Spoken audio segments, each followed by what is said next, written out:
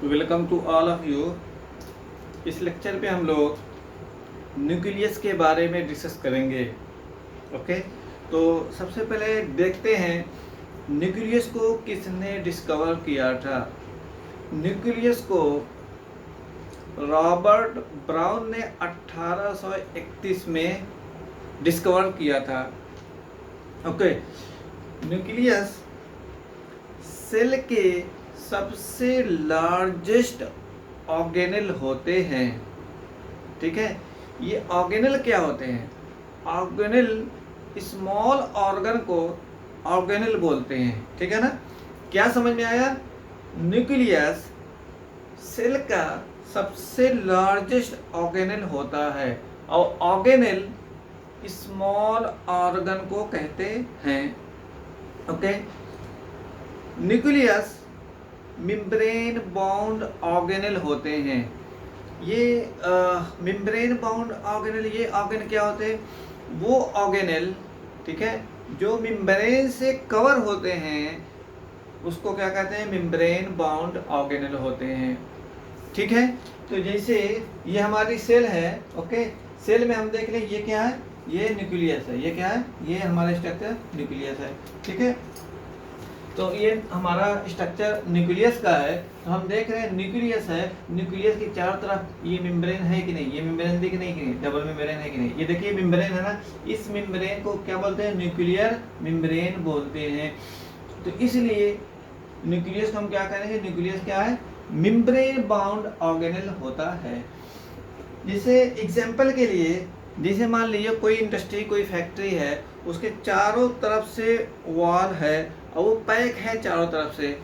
उसके अंदर, उस इंडस्ट्री के अंदर एक ऑफिस बनी है, ऑफिस भी चारों तरफ से एक ऑफिस बनी हुई।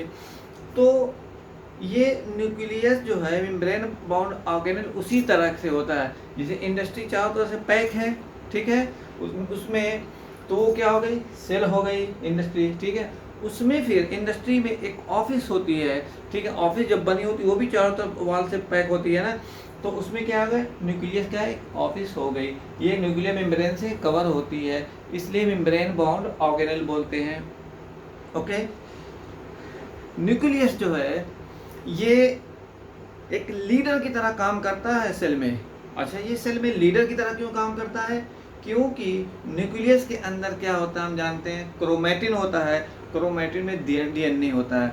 डीएनए क्या होता है? जेनेटिक मटेरियल होता है। इससे क्या मतलब? डीएनए जो है उसके पास जीन्स होता है। ठीक है, जीन्स किसी भी कैरेक्टर, किसी के कैरेक्टर के लिए क्या रिस्पॉन्सिबल होता है? जीन होता है। इसलिए ये डीएनए क्या करता है?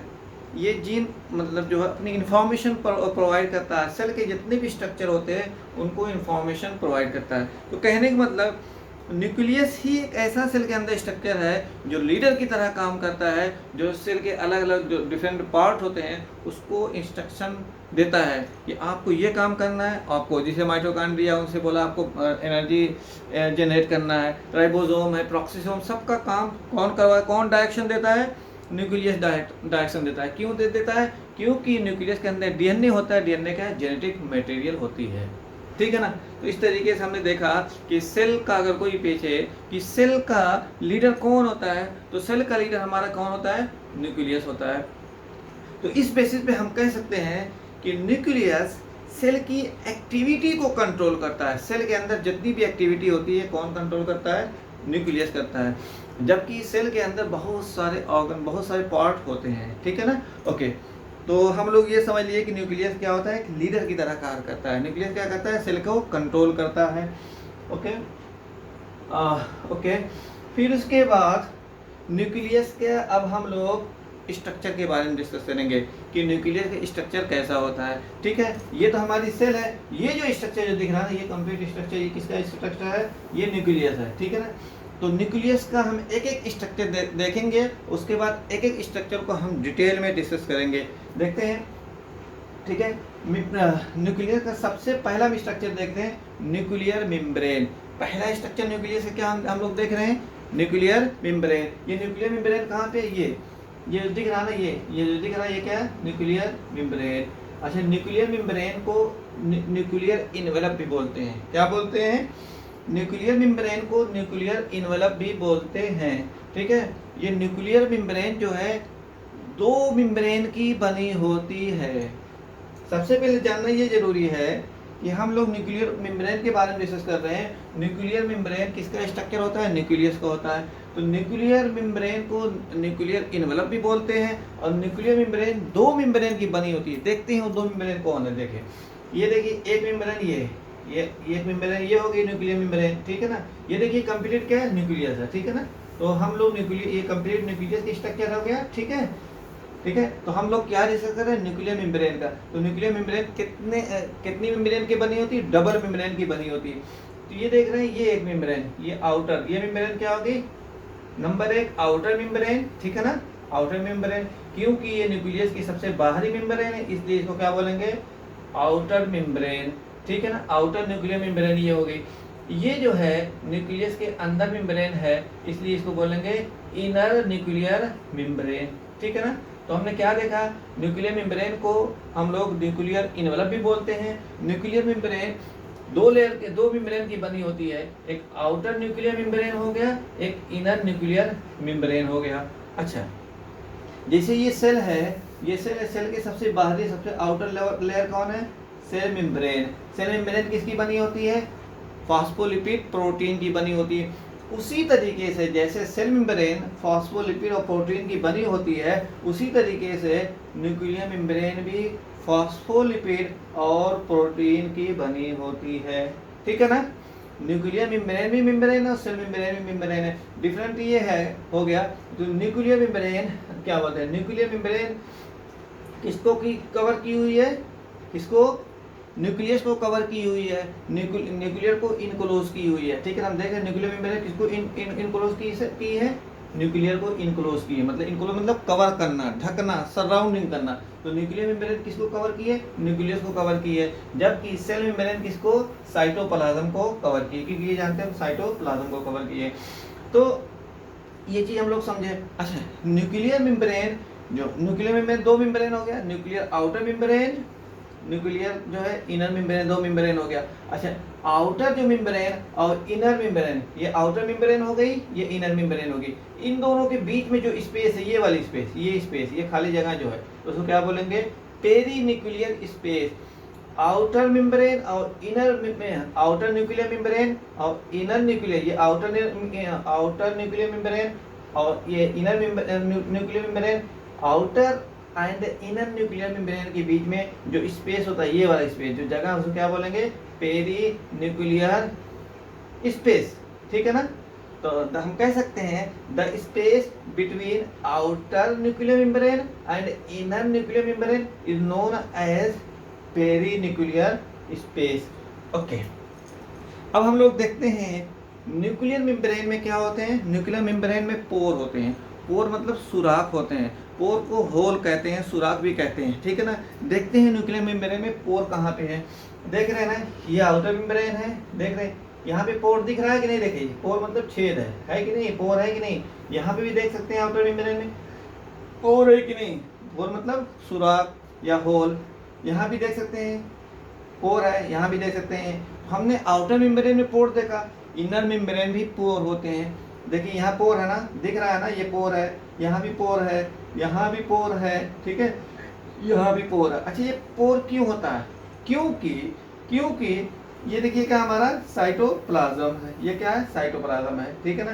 ताकि ये साइटोप्लाज्म है, ये जो है पोर इसलिए होता है ताकि ये साइटोप्लाज्म से जो सब्सटेंस, जो साइटोप्लाज्म ये सब्सटेंस पड़े हुए हैं, ठीक है ना। ये सब्सटेंस अगर न्यूक्लियस में जाना हो तो इस पोर, न्यूक्लियर मेम्ब्रेन के अंदर जो पोर होती है, पोर के थ्रू कहाँ चला जाता है? न्यूक्लियस के अंदर चला जाता है, ठीक है ना।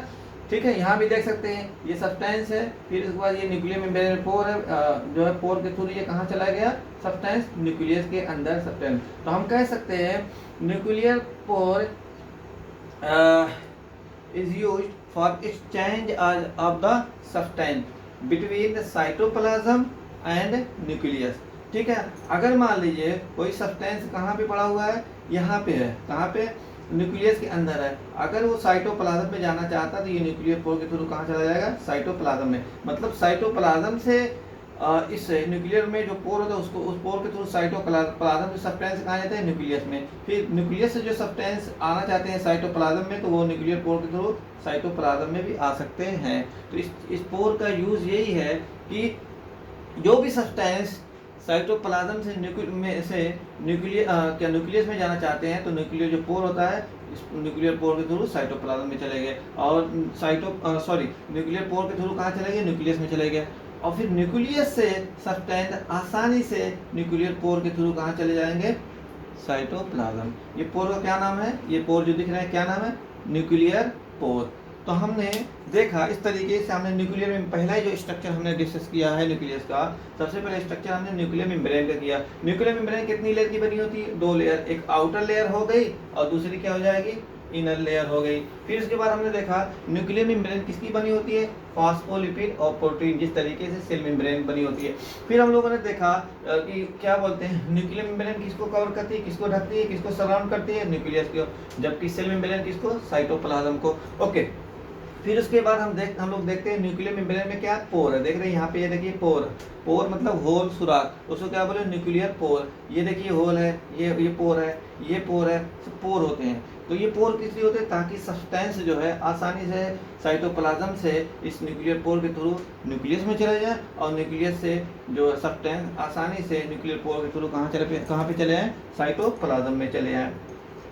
उसके बाद जो नेक्स्ट स्ट्रक्चर है न्यूक्लियस का, वो क्या है, न्यूक्लियोप्लाज्म। न्यूक्लियोप्लाज्म किसको कहते हैं, सेल मेम्ब्रेन को न्यूक्लियर मेम्ब्रेन को छोड़ करके बाकी जितना स्ट्रक्चर बचता है किसमें, न्यूक्लियस में, उसको क्या बोलेंगे, न्यूक्लियोप्लाज्म। ठीक है ना, हमने क्या बोला, न्यूक्लियोप्लाज्म के हम लोग बारे में डिस्कस करने जा रहे हैं। न्यूक्लियोप्लाज्म क्या होता है, देखिए हमने बोला न्यूक्लियर मेम्ब्रेन जो न्यूक्लियस में होती है उसको छोड़ करके, ये इन सबको छोड़ करके, ये न्यूक्लियर मेम्ब्रेन इन सबको छोड़ कर जो स्ट्रक्चर बचा है उसको क्या बोलेंगे, न्यूक्लियोप्लाज्म। तो यही स्ट्रक्चर बचा है कि नहीं, देखो यही स्ट्रक्चर बचा है नहीं, ये क्या हो जाएगा, न्यूक्लियर पोर। ठीक है ना, सॉरी, ये क्या हो जाएगा, nucleoplasm.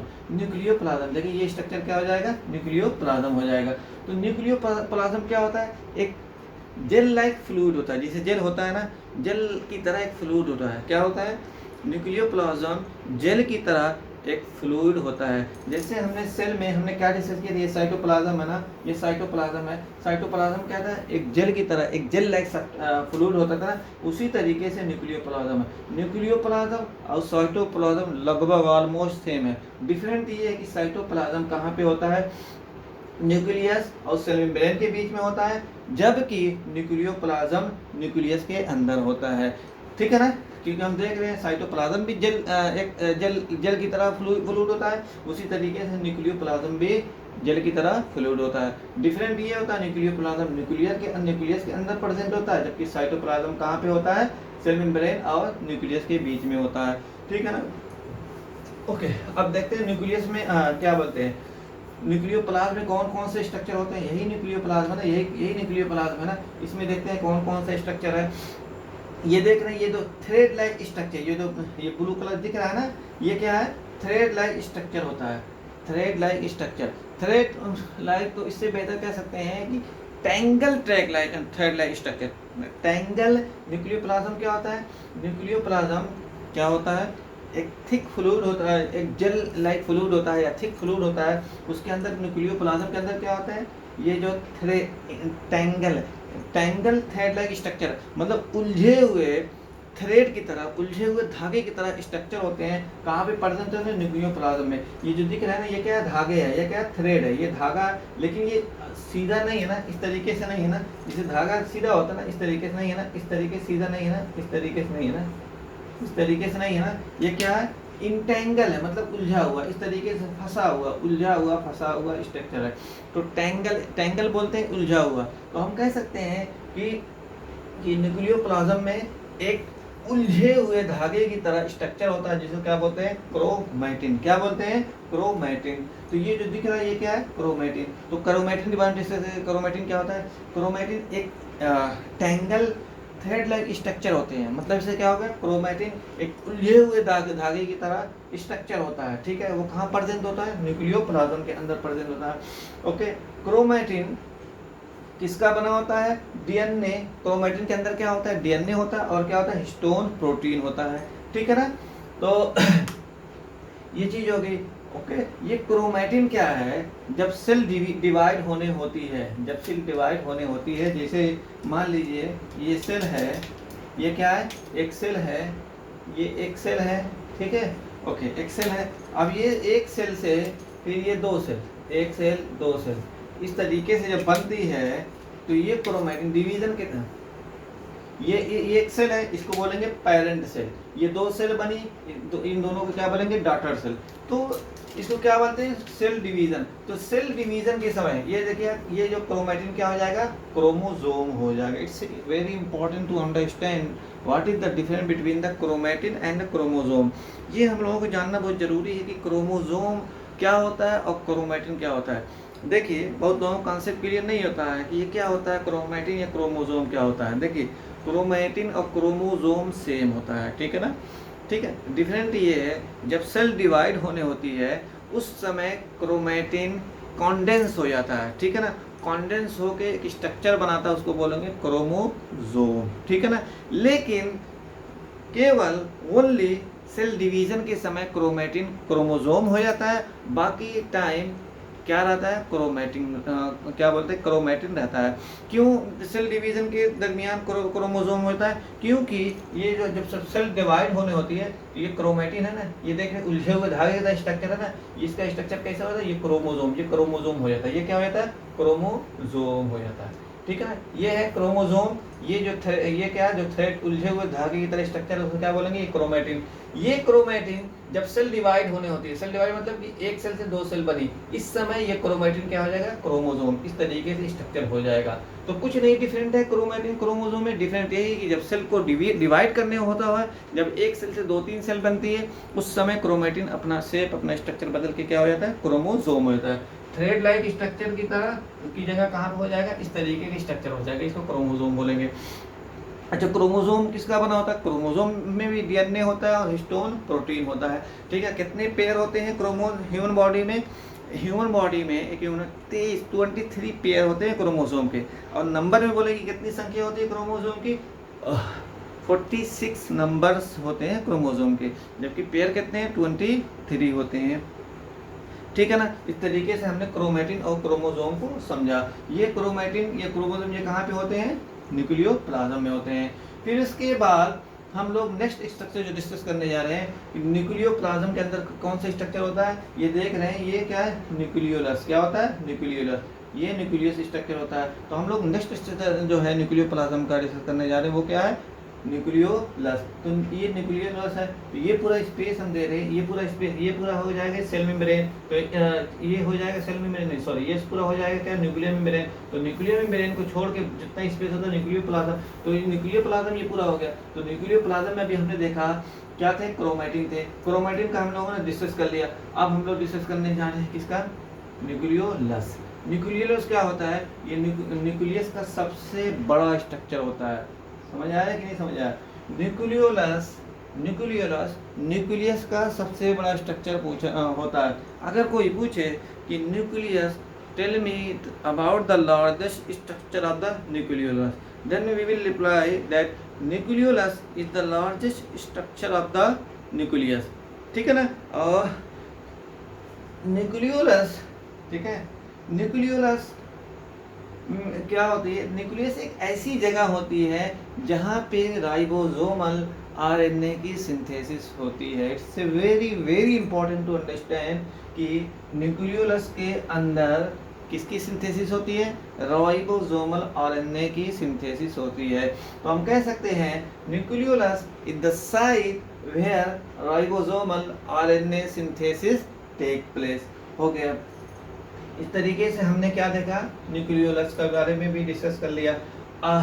Now we are going to discuss about the function of the nucleus.